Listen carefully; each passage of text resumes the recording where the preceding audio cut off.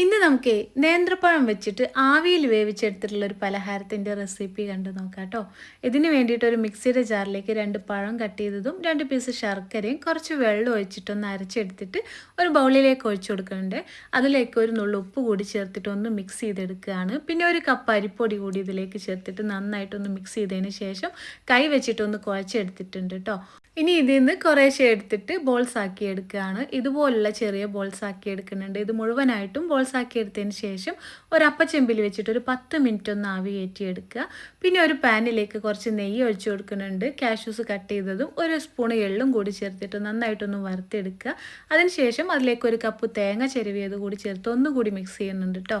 പിന്നെ കുറച്ച് ശർക്കര മെൽറ്റ് ചെയ്തത് കൂടി ഒഴിച്ചിട്ട് നന്നായിട്ട് അതൊന്ന് തിളച്ച് വരുമ്പോഴേക്കും അതിലേക്ക് 1/2 സ്പൂൺ ഏലക്ക പൊടിച്ചതും പിന്നെ നമ്മൾ നേരത്തെ റെഡിയാക്കി വെച്ചിട്ടുള്ള ബോൾസ് ഇല്ലേ അതുകൂടി ചേർത്തിട്ട് നന്നായിട്ട് ആ ശർക്കരയൊക്കെ ഒന്ന് വറ്റി വരുന്നത് വരെ നല്ലതുപോലെ ഒന്ന് മിക്സ് ചെയ്തുകൊണ്ടിരിക്കുക. ഇത്രയേ ഉള്ളൂ.